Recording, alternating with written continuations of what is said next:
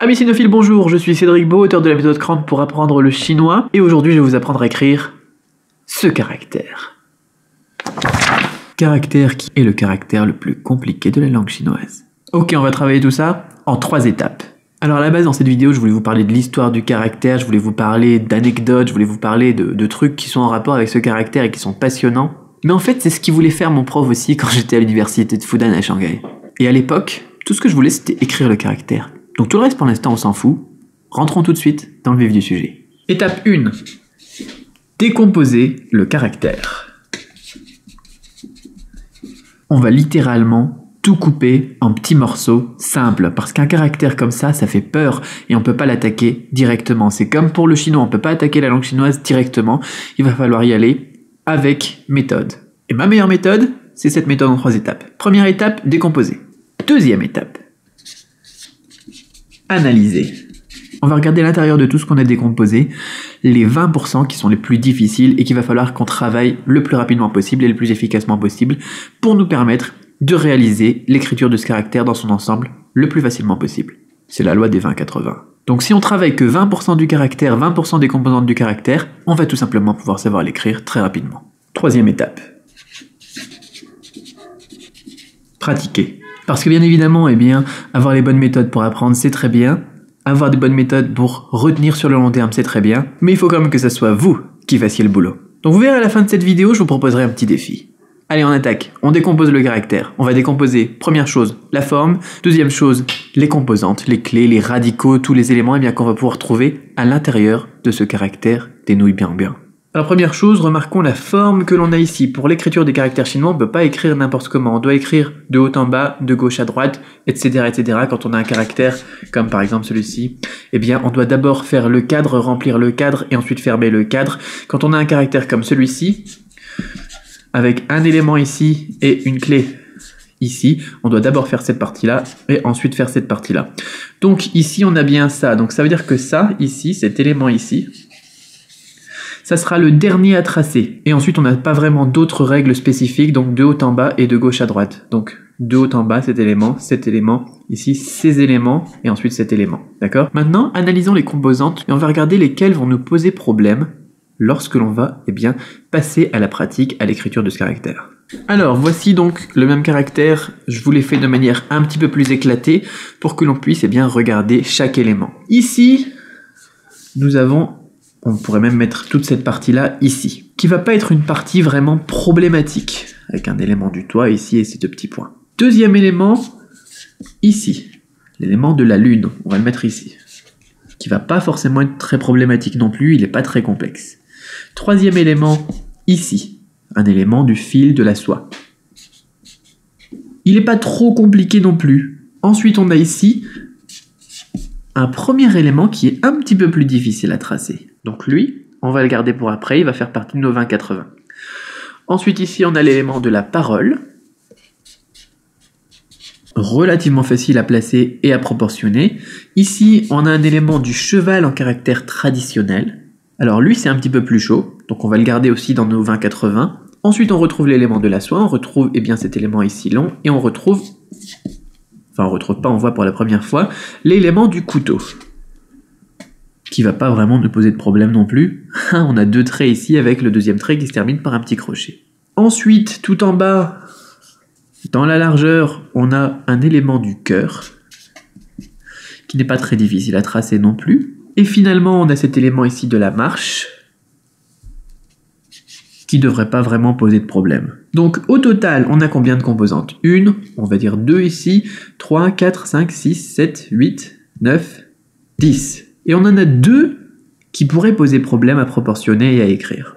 C'est parfait, on a nos fameux 20-80, nos 20% sur lesquels on va devoir travailler à fond, ça va être ces 2 composantes-là.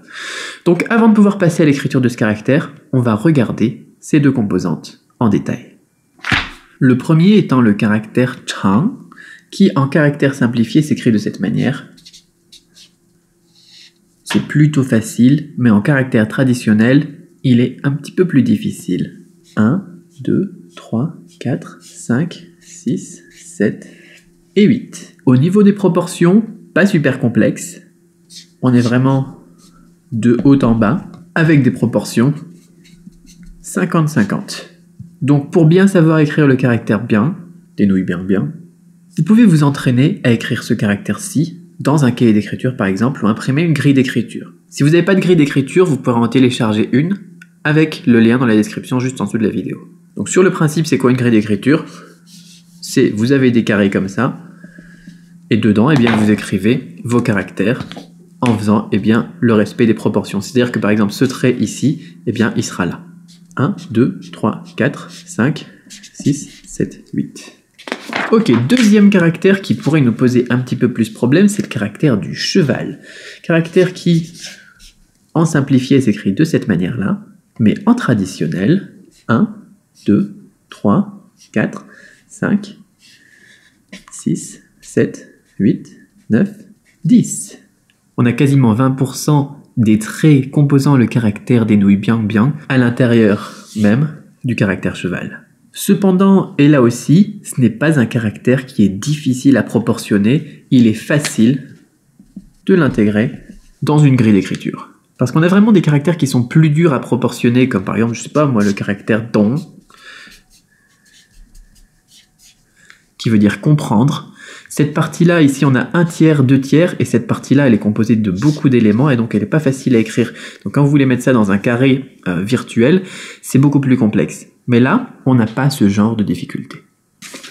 Alors dans nos 3 étapes, la décomposition des formes, c'est bon, la décomposition des composantes, c'est bon, l'analyse des composantes que l'on va avoir à travailler, c'est bon aussi. Maintenant, on n'a plus qu'à mettre tout ça en pratique. Pour vous aider dans le respect des proportions, vous pouvez vous faire un carré virtuel, par exemple sur une feuille format A4. On ne pourra pas se baser sur une grille d'écriture. Pourquoi? Parce que, eh bien, ça sera trop petit. Donc on va se faire une méga grille d'écriture. Dans les proportions ici, on va avoir un gros élément ici, la clé de la marche ici. À l'intérieur de ce gros élément ici, on va avoir ce qu'on pourrait appeler la tête. On va avoir ensuite 5 colonnes.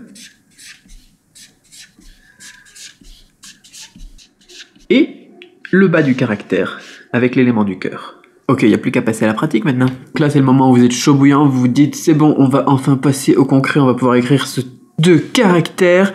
Et c'est là où moi, j'en profite pour vous rajouter une notion supplémentaire. Cette notion, c'est l'ordre des traits lorsque l'on a de la symétrie. Par exemple, dans le caractère de l'eau, dans le caractère du feu, etc., etc., on a un axe de symétrie. Ok? Et si vous avez regardé lorsque j'ai tracé ces 2 caractères juste à l'instant, comment ça se passe dans ce genre de caractère, dans ce genre d'éléments? Eh bien, c'est plutôt facile. On va d'abord tracer l'axe de symétrie, ensuite la partie à gauche, ensuite la partie à droite. Là où ça se complique, c'est dans notre caractère, donc des nouilles bien bien. C'est que dans notre élément, parce qu'on a un caractère donc avec un élément comme ça, ici, un gros truc bizarre ici, un élément comme ça, et une clé. Et dans cet élément ici, on a plein de symétries. On a un premier axe avec un élément, un deuxième axe avec un élément, et un troisième axe ici avec un élément. Ici, on a la langue, le caractère de la parole. Ici, on a la soie, le fil. Ici, on a la soie, le fil. Ici, on a un cheval. Ici, on a long. Ici, on a long. Ici, on a la lune. Ici, on a le couteau. D'accord? Et au-dessus, donc, on a notre grotte, avec l'espèce de, comme un toit ici, mais avec les deux traits supplémentaires. Et en dessous de ça, donc, on a l'élément du cœur, et à gauche, notre fameuse clé de la marche. Et donc, on va devoir garder la même logique que notre caractère de l'eau ou du feu tout à l'heure, plus, eh bien, la logique de haut en bas. C'est-à-dire qu'on va d'abord tracer cet élément-là, ensuite celui-ci, ensuite celui-là, ensuite celui-ci, ensuite celui-là, ensuite celui-ci. Ensuite, par rapport à ce grand axe de symétrie qui est maintenant terminé, on va tracer celui-ci et celui-ci. On va pas aller plus loin dans les règles, et on va enfin passer à l'action.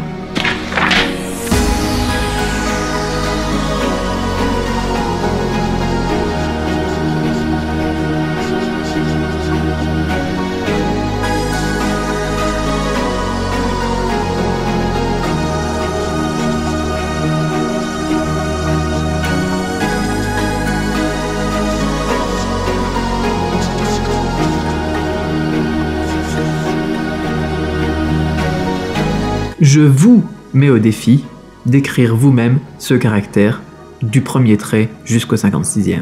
De le prendre en photo et de le publier sur les réseaux sociaux avec un lien vers cette vidéo. Si vous le publiez sur Facebook, taguez-moi. Si vous le publiez sur Twitter, taguez-moi. Si vous le publiez sur Instagram, taguez-moi. Si vous le publiez sur YouTube, taguez-moi. Je pense que je sélectionnerai au fil du temps, de temps en temps, comme ça, les meilleurs, les plus jolis, les plus amusants, voire même les plus ratés. Et je ferai des petits cadeaux à toutes les personnes qui m'auront tagué et qui auront fait un lien vers cette vidéo sur YouTube. Allez, à vous de jouer. C'était le défi du jeudi. Les défis que je fais pas tous les jeudis en fait. Mais c'est une bonne idée, puis ça sonnait bien un défi du jeudi. Parce que ça rime. C'est pas comme si les autres jours ça rimait pas en fait. Ok, donc n'oubliez pas, dans la description, vous avez un lien pour télécharger donc des grilles d'écriture pour vous entraîner sur les composantes à l'intérieur de ce caractère. Vous avez aussi un lien pour télécharger cette vidéo-là si jamais vous voulez l'archiver ou bien la consulter hors ligne lorsque vous vous entraînez. Si c'est pas déjà fait, abonnez-vous à la chaîne. Si c'est pas encore fait, laissez un gros pouce bleu sur cette vidéo. Parce que quand même, elle était bien faite quand même cette vidéo. Et moi je vous dis donc à demain pour une autre vidéo sur cette chaîne. Je publie une vidéo tous les jours. Bye bye.